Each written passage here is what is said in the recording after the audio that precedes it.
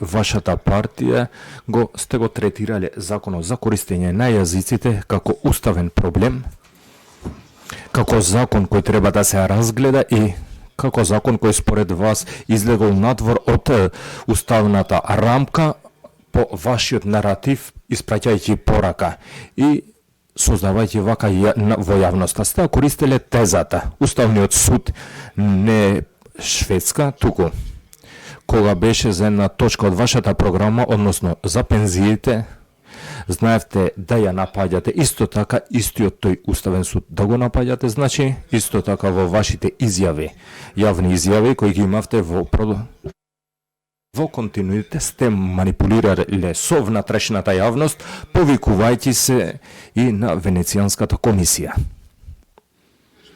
Ова е мислењето на Венецијанската комисија од 2025 година, каде ги истакнува јавноста, значи ова не е директно, не покажува директно за законот дека е уставен акт.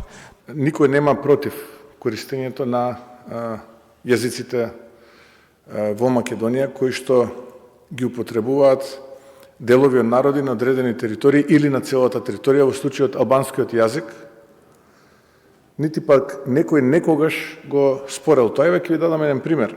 Вчера, да речеме, беше на гости претседателот на Швајцарската конфедерација.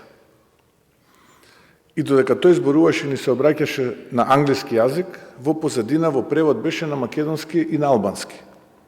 Уставот, бидејќи сте биле министер за правда, господине Беџети, знаете што вели, дека единствен јазик во меѓународна употреба е само македонскиот. Па не ни пречеше. Најмалку ни пречеше. Дури мојот говор и моето обраќање беше преведено на албански јазик. Па не ни пречеше. И нема да ми пречи.